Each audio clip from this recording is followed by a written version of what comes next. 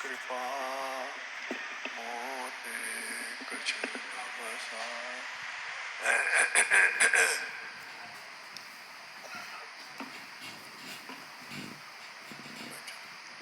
बोलिए प्रेम से श्री सद्गुरु महाराज की जय। श्री सद्गुरु महाराज की जय। श्री सद्गुरु मंचासीन श्रद्धेय महात्मागण, धर्मानुरागी सज्जन वृंद, आदरणीय माताओं एवं पुण्यवती बहनों, अस्वस्थता के कारण मेरी आवाज बहुत धीमी हो पाती है। इस कारण संभवतः आप लोग सब कोई सुन नहीं पा रहे हैं। इच्छा होती होगी कि सुने कुछ। एक बाधक है पंखा की आवाज। पंखा की आवाज इसमें आ जाती है तो आवाज को आप विशेष सुन पाते हैं, मेरी बात आप ठीक से सुन नहीं सकेंगे। तो थोड़ी देर तो आप लोगों को कष्ट होगा।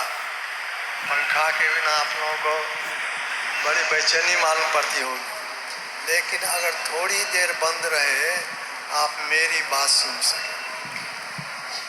देखिए, संत मत का सत्संग है। संत मत कहते हैं संतों का मत। संत कौन? जो ईश्वर परमात्मा को प्राप्त कर लिए, केवल वे संत कहलाते हैं। उनके अतिरिक्त और साधु महात्मा जोगी फकीर जो कह लीजिए, किंतु संत वे ही जो परमात्मा को प्राप्त कर लिए। ऐसे संत महापुरुष मानव कल्याण के लिए संसार में आते हैं। जैसा कि संत कबीर साहब ने कहा, वृक्ष कवो नहीं फल बखे, नदी न पीवे नीर, परमारथ के कारणे संतन धराशयी। वृक्ष फलता है, अपने लिए नहीं फलता, उस फल को वह नहीं खाता। नदी न पीवे नीर, नदी में बहुत जल रहता है, वो जल को वह स्वयं नहीं पीती और दूसरों के काम में आता है।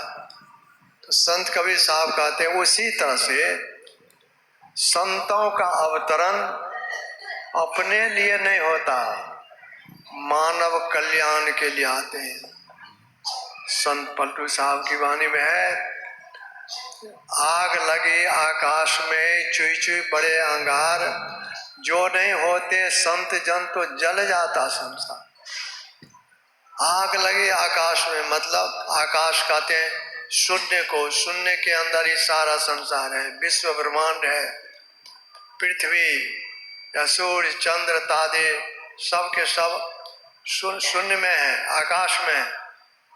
तो संत पलटू साहब कहते हैं आकाश में सर्वत्र आग लगी है। वह कौन सी आग है?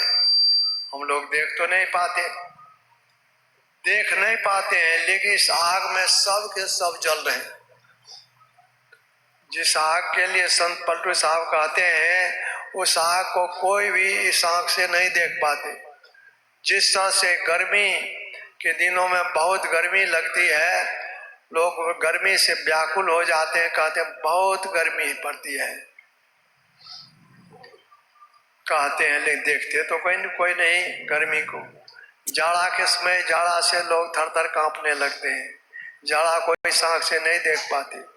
जिस तरह से जाड़ा और गर्मी को इस आंख से नहीं देख पाते, उसी तरह से जिस आग में हम लोग जल रहे हैं वह विकार की आग। काम क्रोध लोभ मोह मद मात्सर्य ईर्ष्या द्वेष छल कपट, यही विकार की आग है। ये सर्वत्र फैली हुई है ये आग। इसी के बीच में हम लोग पड़े हुए हैं, इसी में हम लोग दग्ध हो रहे हैं। इससे बचाने के लिए, उबारने के लिए ही संत महापुरुष इस संसार में आते हैं। कब हम बच पाएंगे? जब तक इस बीच में रहेंगे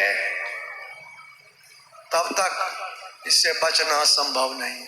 तो संत लोग यही कल्याण की बात बतलाते हैं कि लोगों, इस संसार में रहकर विकारों से तो जल रहे ही हो, इसके अतिरिक्त दैहिक, दैविक, भौतिक ये त्रैतापों से तुम लोग संतप्त हो रहे हो।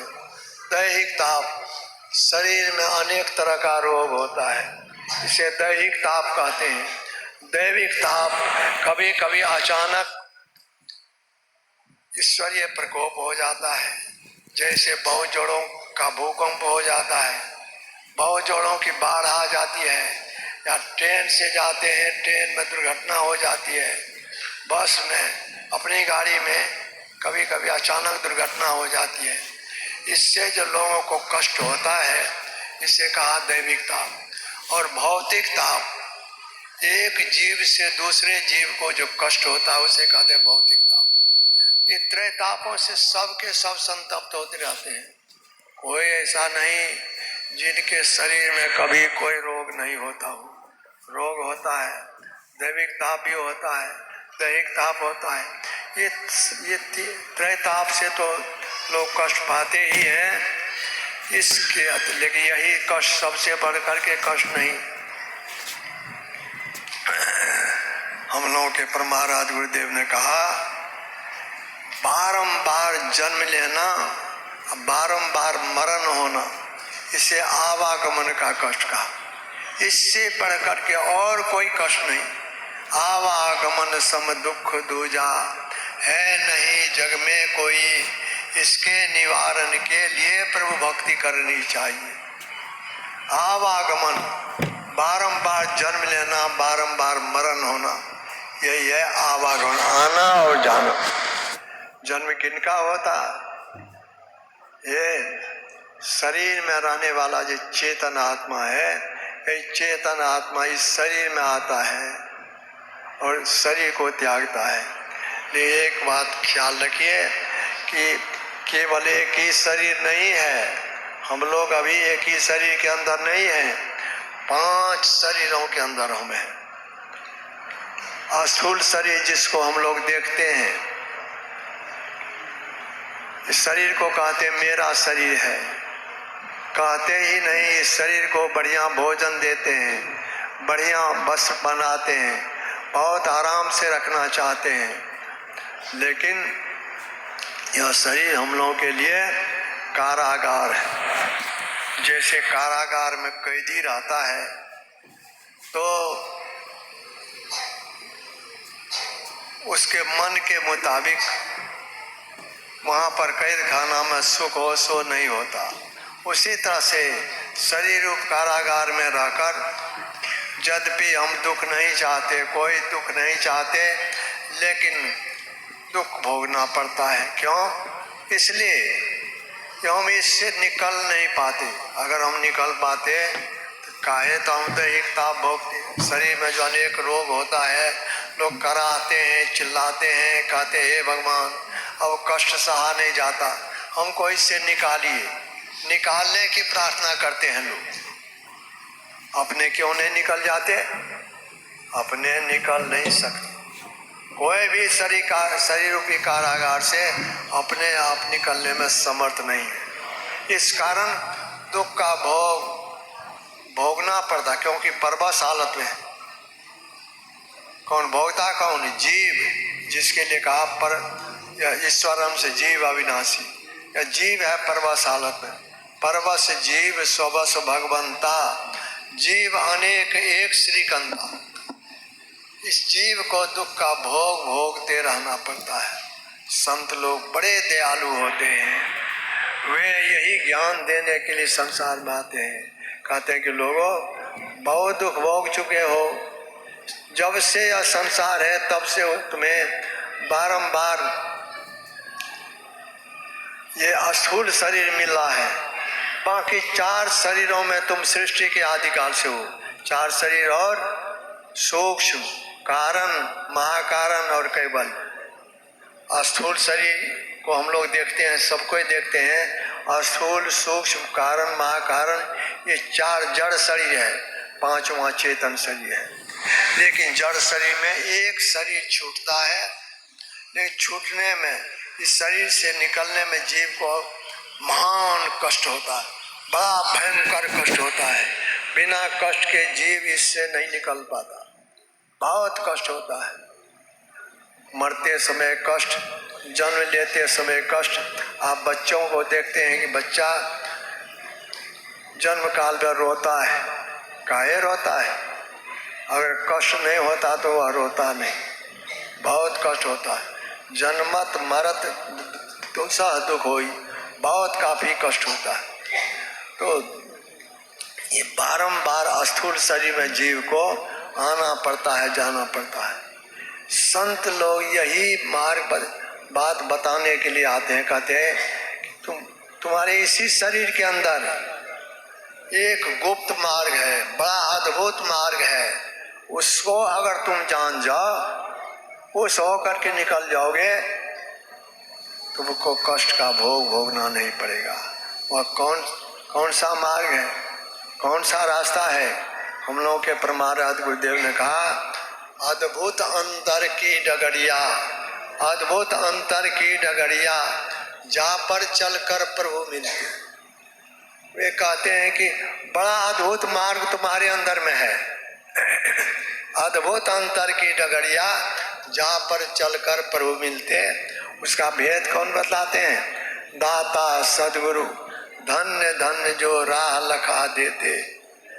उस रास्ता पर चलने में कष्ट नहीं होता, चलत पंथ सुख होत महा, बड़ा सुख मिलता है। चलत पंथ सुख होत महा है, जहाँ अधर जरते, उस रास्ते पर चलने वाले को अमृत की वर्षा होती है।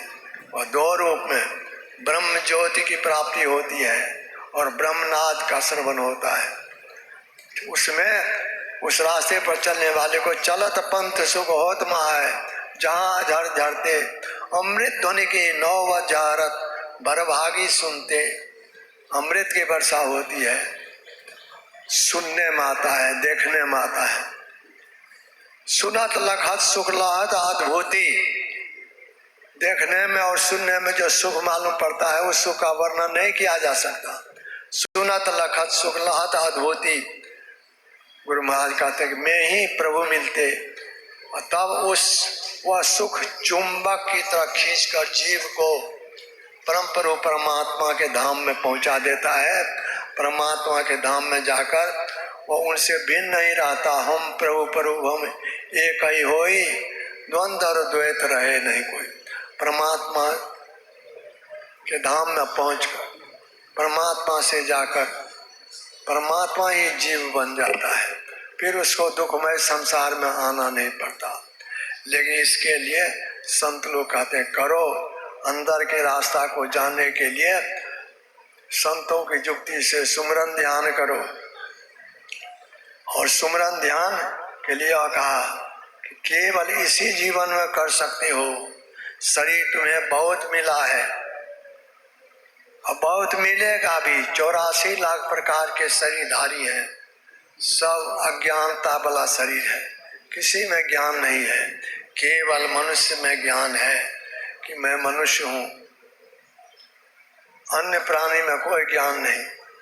उसको यह ज्ञान है, पहले अगर राजा था, शरीर छूटने पर अगर कुत्ता बन गया तो यह ज्ञान नहीं कि मैं पहले राजा था, या मेरे पास बहुत अधिक संपत्ति थी, मैं बहुत ऊंचे पद पर, कुछ भी ज्ञान नहीं। ज्ञान तो ऐसे ही पहले जन्म का इस शरीर में भी अभी नहीं है लोगों को, हाँ, लेकिन ज्ञान हो जाता है। ज्ञान होता कब? जब 4 शरीर को पार करेंगे, 4 स्थूल सूक्ष्म कारण महाकारण, तब यह ज्ञान होगा कि जो वे प्रभु हैं वे ही मैं हूँ। वहां पर केवल एक 5वां शरीर, जैसे शीशा के आर पार लोग देख लेते हैं, लेकिन उस पार की चीज ले नहीं पाते, इस पार का दे नहीं पाते।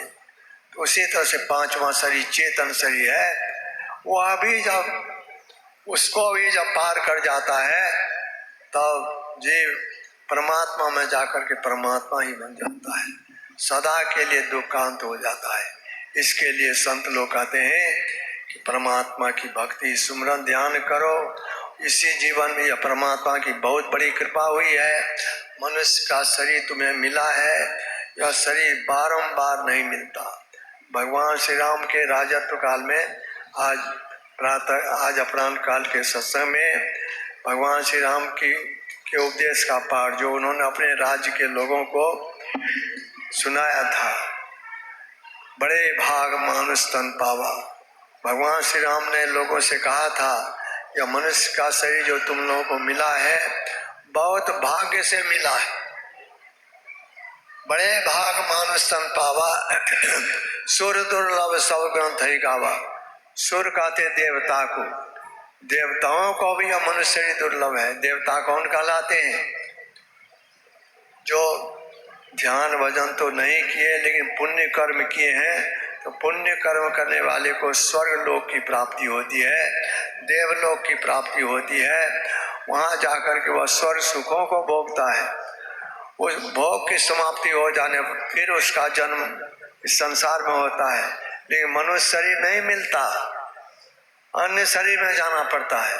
इसीलिए कहा सुर दुर्लभ सब ग्रंथ ही गावा। देवताओं को भी मनुष्य शरीर दुर्लभ है, देव दुर्लभ शरीर हम लोगों को मिला है। इसीलिए भगवान श्री राम ने कहा, बड़े भाग मानुष तन पावा, सुर दुर्लभ सब ग्रंथ ही गावा। क्या विशेषता है? तो साधन धाम मोक्ष कर द्वारा सब तरह का साधन इस शरीर में आप कर सकते हैं, और इसी शरीर में जीव को मोक्ष अर्थात मुक्ति मिलती है, परमात्मा की प्राप्ति हो जाती है मोक्ष कर द्वारा। इस शरीर में वैसे 3 ओर जाने का रास्ता है। नर समान नहीं कवनिउ देही, जीव चराचर जाचर जेही। मनुष्य शरीर के समान और कोई शरीर नहीं है। सभी प्राणी इस शरीर की कामना करते हैं, जीव चराचर जाचर जेही। साथ स्वर्ग नरक अपवर्ग निश्चैनी, ज्ञान विराग भगति सुख देनी। अगर आप संतों के उपदेश के अनुसार साधन भजन करेंगे, सुमरत ध्यान करेंगे, तब आप मोक्ष के रास्ते पर हैं।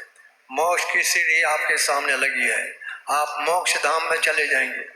लेकिन केवल अगर चाहते हैं कि इस संसार में सुख हो और शरीर छूटने के बाद स्वर्ग सुख का लाभ हो, तो उसके लिए लोग उत्तम कर्म करते हैं।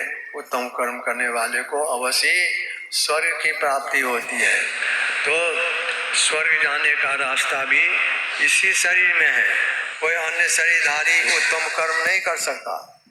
आप उत्तम कर्म कर सकते हैं, दान पुण्य कर सकते हैं, लोगों को सुख पहुंचा सकते हैं, बहुत बहुत तरह का शुभ कर्म कर सकते हैं।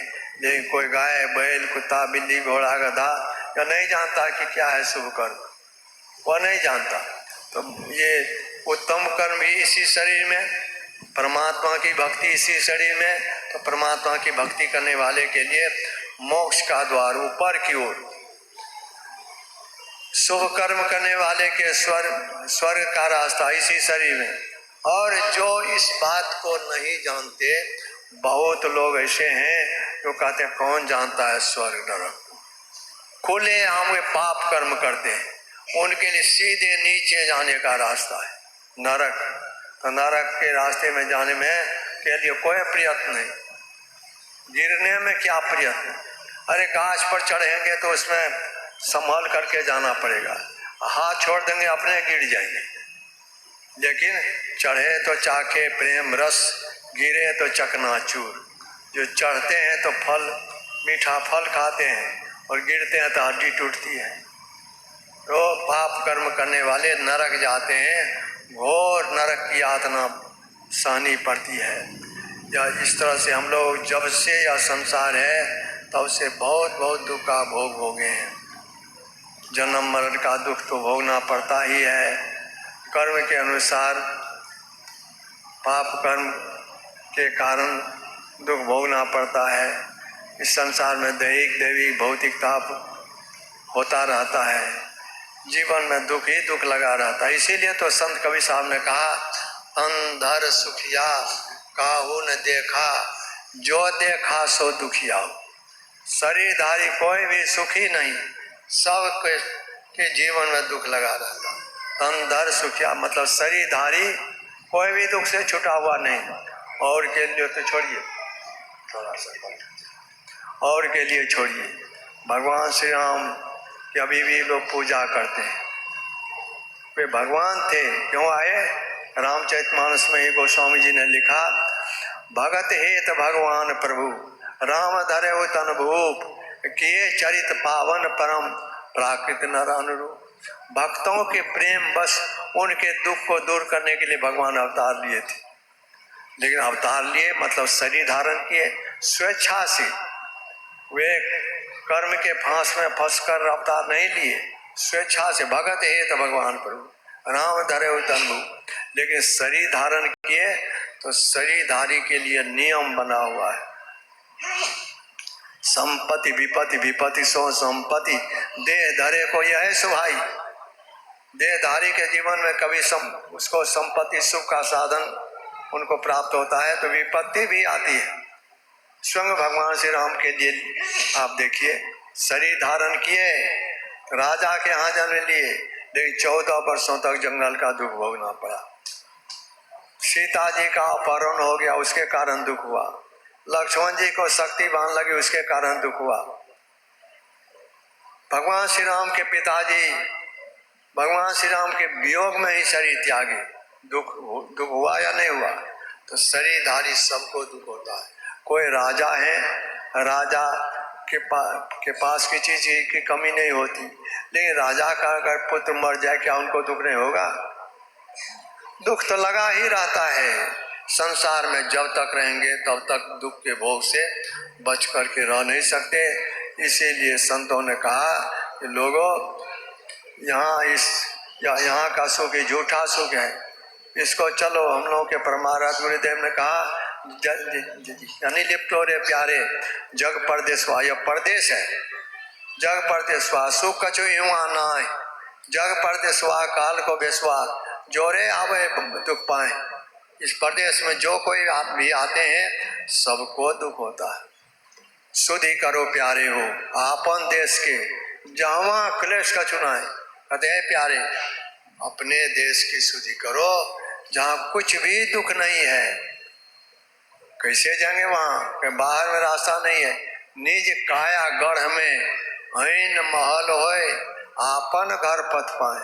इस शरीर रूपी गढ़ के अंदर आंख रूपी महल हो करके अपने घर या ये परमात्मा के धाम में जाने के लिए रास्ता बना हुआ है। निज काया गढ़ में ऐन महल होए, आपन घर पथ पाए।